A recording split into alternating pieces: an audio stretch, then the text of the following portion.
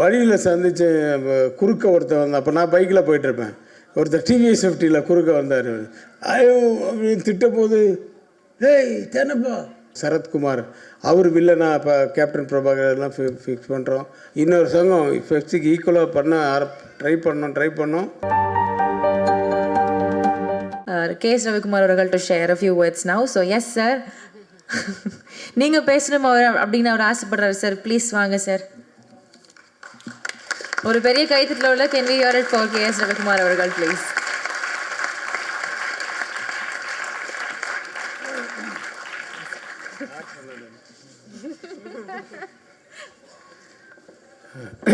அனைவருக்கும் வணக்கம்.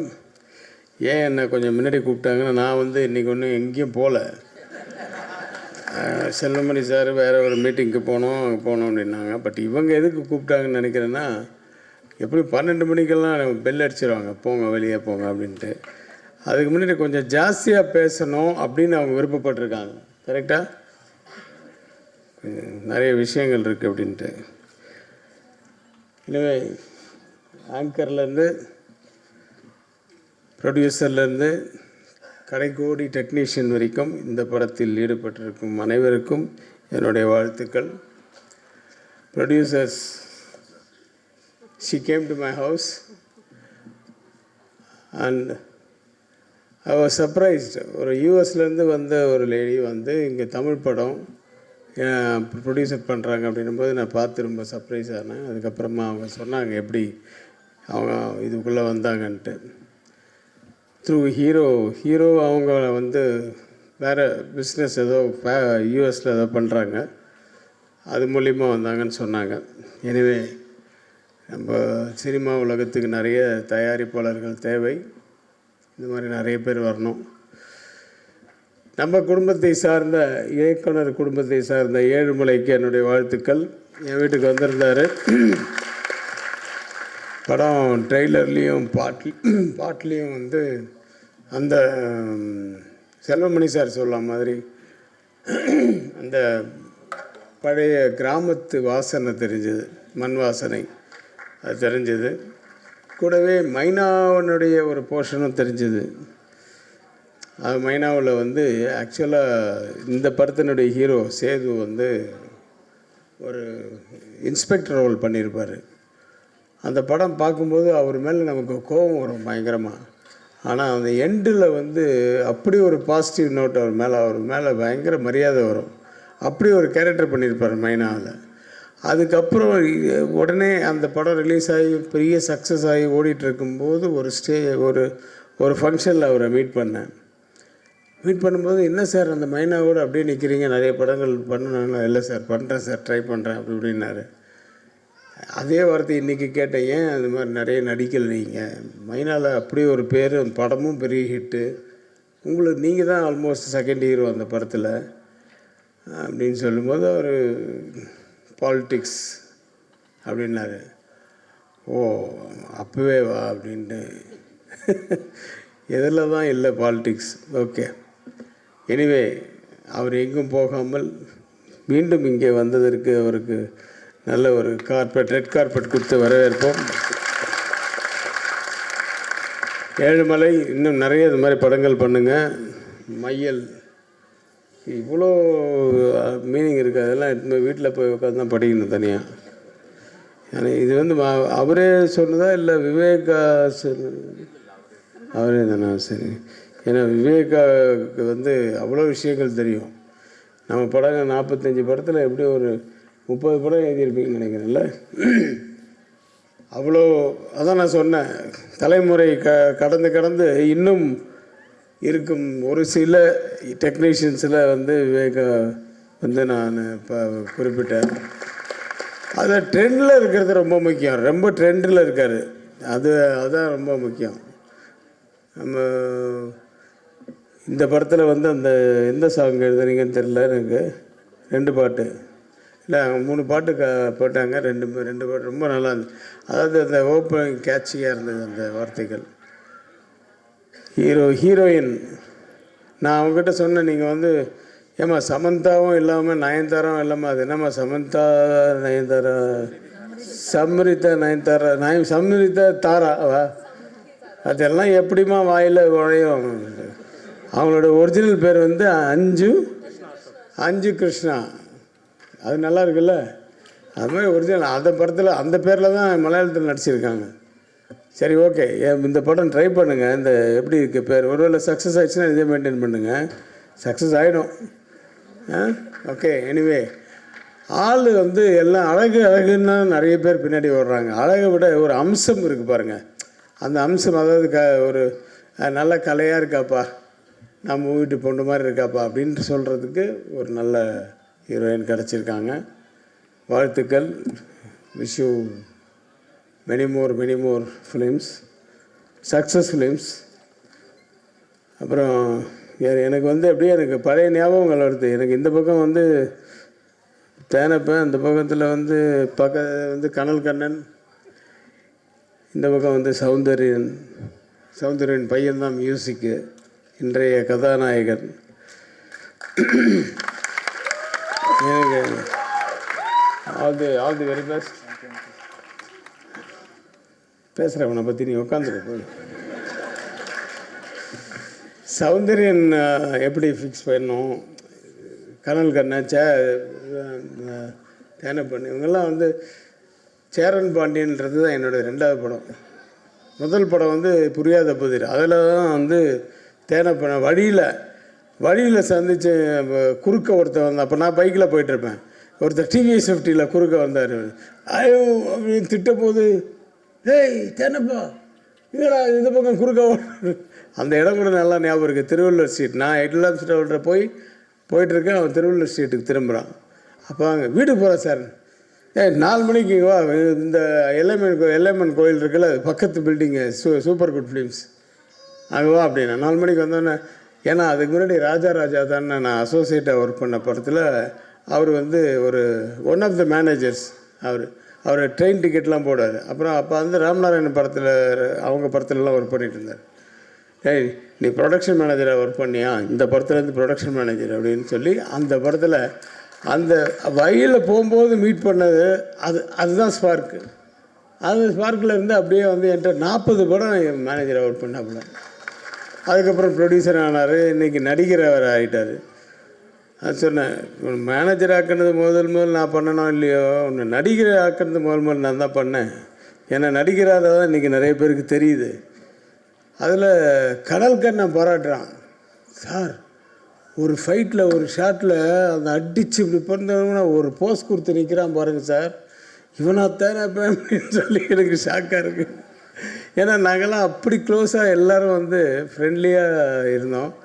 அந்த சேரன் பாண்டியனில் தான் வந்து கனல் கண்ணை முதல் ஃபைட் மாஸ்டர் ஆக்கினேன். ஏன்னா அதுக்கு முன்னாடி புரியாத புதிர்லேயும் வந்து ஃபைட் பண்ணுறதுக்கு வந்தாப்புல. ஆனால் அவர் மாஸ்டர் இல்லை, மாஸ்டரோட அசிஸ்டண்ட் அவர். எங்கடா மாஸ்டர்னா, மாஸ்டர் வந்து மனோஜ்குமார் படத்தில் பிஸியாக இருக்கார் சார், நிறைய ஹார்சஸ் அதெல்லாம் வச்சு கண்ட்ரோல் பண்ண எங்கள் படம் முடியல, அந்த ஃபைட்டு முடியல, அதனால் என்ன அமிச்சாருன்னு. சரின்னு வந்தான். அந்த படத்தில் ஃபைட் அசிஸ்டண்டாக வந்தவொடனே சரி அது அவன் பண்ணுறதெல்லாம் பார்த்துட்டு சரி. அப்போல்லாம் வந்து நானே ஷார்ட் வைப்போம். அப்போல்லாம் மாஸ்டர்கிட்ட மொத்தமாக கொடுத்துட மாட்டோம். சாங் மாஸ்டர், டான்ஸ் மாஸ்டர்னால் ஃபுல்லாக அப்படியே கொடுத்துட்றது. ஃபைட் அதெல்லாம் அப்போ கிடையாது. அதுக்கப்புறம் தான் கொஞ்சம் கொஞ்சமாக எல்லாமே வந்து அது பேரே மாறி போச்சு. Choreography, dance choreography, fight master, fight கோரியோகிராஃபின்னு ஆகிடுச்சு. அதுக்கப்புறம் இப்போ அவங்க ஷார்ட் எடுக்க ஆரம்பித்தாங்க. அப்போல்லாம் நான் ஷார்ட் வைக்கும்போது தனித்தனியாக லோ ஆங்கிள், ஹைட், அப்படி இது நிறைய கட் ஷார்ட்ஸ் எல்லாம் வைக்கும்போது அதையே பார்த்துட்டு இருப்பாங்க.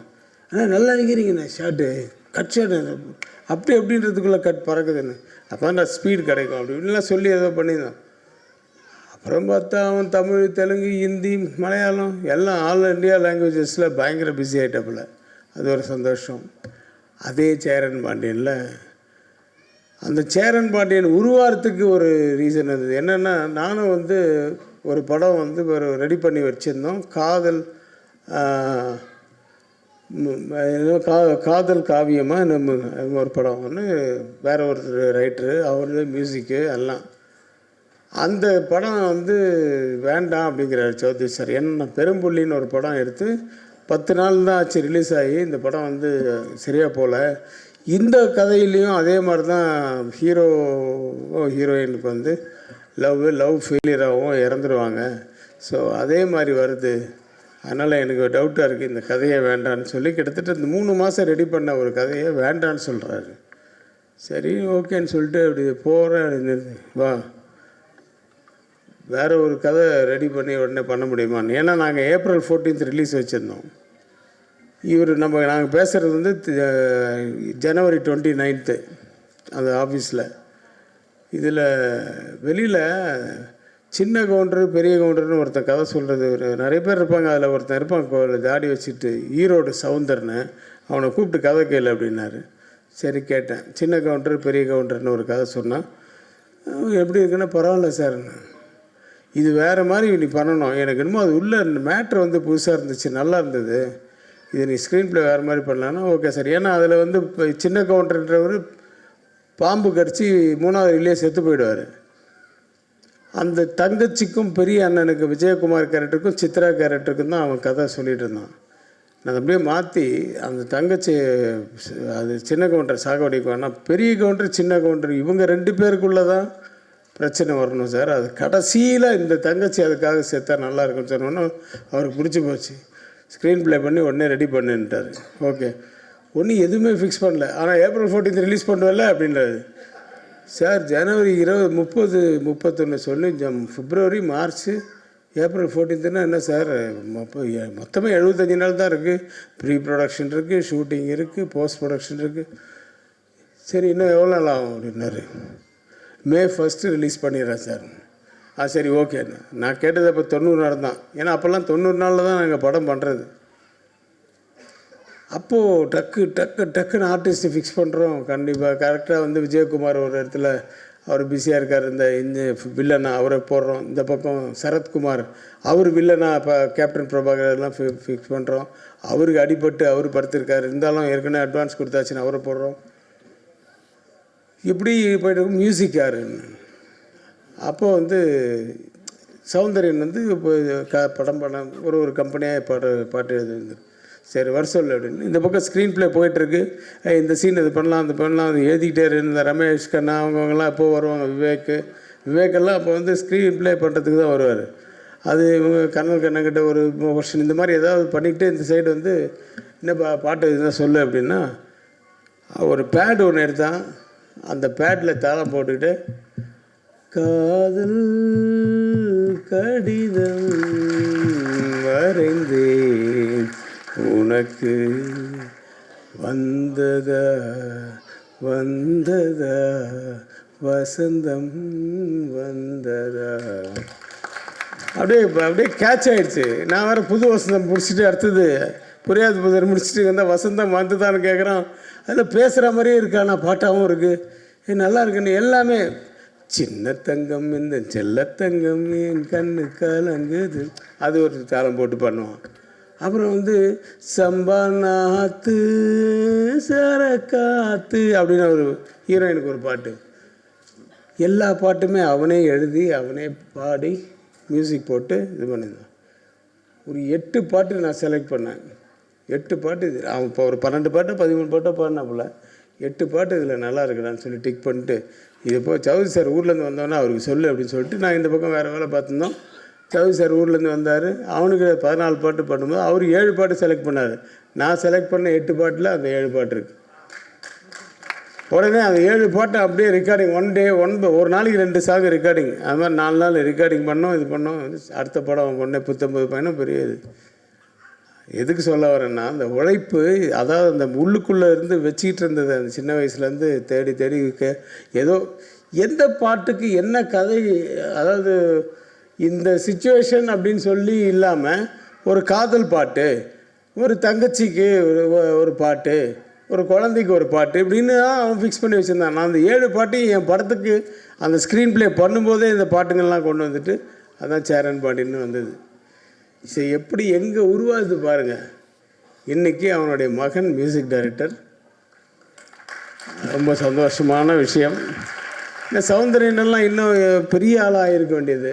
அது வந்து அது என்னமோ அது எல்லாருமே அது மாதிரி எல்லாருமே எக்கச்சக்கமாக இருக்காங்க. அது மாதிரி விஷயங்கள் இருந்தவங்க எல்லாருக்குமே தலையில் எழுதிரில்லை ஆண்டவன். அதனால் வந்து ஒரு ஸ்டேஜில் அப்படியே நல்ல ஒய்ஃபு எல்லாம் பண்ணான். ஆனால் அவன் வாழ்க்கையில் எவ்வளோ கஷ்டங்கள் அப்படின்றது இந்த பையனுக்கு இப்போ அமர்னு பேர் வச்சுருக்கான். ஆனால் அவனுக்கு இன்னொரு மகன் அமரனாகவே ஆயிட்டான் உடம்பு சரியில்லாமல். அந்த கஷ்டங்கள் அதெல்லாம் வந்து வாழ்க்கையில் நிறைய பார்த்துருக்கான் நிறைய. அதனால் இதுமாதிரி கஷ்டங்களே பார்க்க மாட்டேன் சௌந்தரியன். உன்னோடைய பையன் மூலியமாகவோ உன் மூலியமாக உன் பையனுக்கோ உன் பையன் மூலியமாக உனக்கோ ஒரு நல்ல ஒரு எதிர்காலம், இன்னும் பிரகாசமான எதிர்காலம் தான் வாழ்க்கையில் பார்க்கணும் அப்படின்ட்டு நான் ஆண்டவனை வேண்டிக்கிறேன். ஸோ அந்த மகனுடைய முதல் படம் அந்த அமர். நான் பாட்டு வந்து ரொம்ப அதான் நான் எனக்கு சொல்லிகிட்டு இருந்தேன் செல்வமணி சார்கிட்ட, உட்காருப்பா ஒன்று நீ உட்காரு போய் உட்காரு, கிட்ட வந்தால் நான் இப்படி பேசுறது அடிக்க வர மாதிரியே வரான் அந்த கோட்டை போட்டுக்கிட்டு.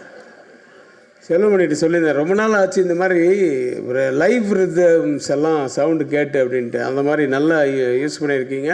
ஆனால் அதுதான் தேவை இந்த படத்துக்கு. இந்த கிராமத்து படம் அப்படின்னும் போது நீ ரொம்ப மாடர்ன் மியூசிக்கெல்லாம் கொண்டு வந்து போடும்போது அது நீங்கள் ரீரிகார்டிங்கில் போட்டால் கூட தெரியாது. இந்த பாட்டுன்னும் போது தான் அந்த ஃபீல் கொண்டு வரணும். அதை நீங்கள் கொண்டு வந்திருக்கீங்க.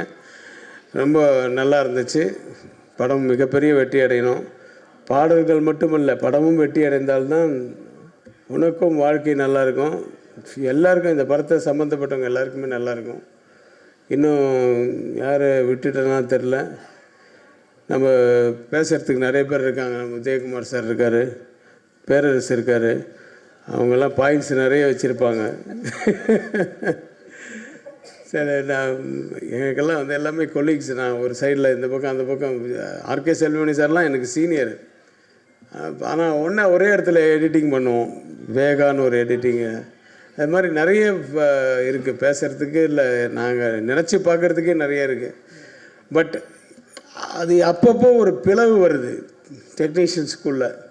நாங்கள் படைப்பாளிகள் சங்கம்னு ஆரம்பித்து அப்படி தான் இப்படி நிறைய போராடி இன்னொரு சங்கம் ஃபெப்சிக்கு ஈக்குவலாக ட்ரை பண்ணோம். நிறைய பேர் பிடிச்சிட்டோம். எல்லா டிபார்ட்மெண்ட்லேயும் ஆளுங்க வந்துச்சு. இருந்தாலும் ஷூட்டிங் போகும்போது எல்லாருக்கும் சொல்கிறது வந்து, சார் அந்த அளவுக்கு இல்லை சார், அந்த அளவுக்கு இல்லை. அந்த எக்ஸ்பீரியன்ஸுன்னு ஒன்று இருக்குல்ல, அது அந்த ஃபோக்கஸ் ஃபுல்லாக இருக்குது. அது நடந்து ஓடி வர்றான்னா அதுக்கேற்ற மாதிரி பண்ணுறது. அது முன்னாடியே அளந்துட்டா கூட இல்லை சார், 4 டேக் வாங்காமல் ஒரே டேக்கில் வந்து ஹீரோவை ஃபோக்கஸில் இழுத்துட்டு வர்றது இருக்குல்ல, அதெல்லாம் அந்த எக்ஸ்பீரியன்ஸில் தான் வரும். இந்த மாதிரி ஒவ்வொரு டிபார்ட்மெண்ட்லேயும் எக்ஸ்பீரியன்ஸ் ஷுட் பி தேர். அதனால் வந்து எங்களுக்கு ஃபெப்சியை நாங்கள் ரொம்ப மிஸ் பண்ணோம். ஃபெப்சியில் தான் இருக்காங்க அவங்கெல்லாம். இவங்கெல்லாம் நல்லா ஒர்க் பண்ணுறவங்க தான், நல்ல ஆர்வம் இருக்குது. ஆனால் வந்து எக்ஸ்பீரியன்ஸ் இல்லாததுனால நிறைய இடத்துல நாங்கள் கஷ்டப்பட்டோம். அது அப்புறம் ஓரளவுக்கு ஃபெப்சியும் இதுவும் வந்து சேர்ந்துச்சு. அந்த சேர்ந்த உடனே இவங்களையும் அவங்களையும் எல்லாம் ஒன்றா சேர்த்து விட்டோம். இப்போ எல்லாருமே நல்லா எக்ஸ்பீரியன்ஸ் ஆகிட்டாங்க. மறுபடியும் அப்படி ஒரு பிளவுன்னு நான் கேள்விப்படுறேன். அது வேண்டாமே அப்படின்ட்டு தான் என்னுடைய கருத்து. மற்றபடி நிறைய பேர் நிறைய கருத்து சொல்லுவாங்க, எல்லாத்தையும் கேட்டுங்க. பாவம் நீங்கள் வரட்டுங்களா? Thank you so much sir. அவ்வளோ கலகலன்னு பல விஷயங்கள் ஷேர் பண்ணிங்க.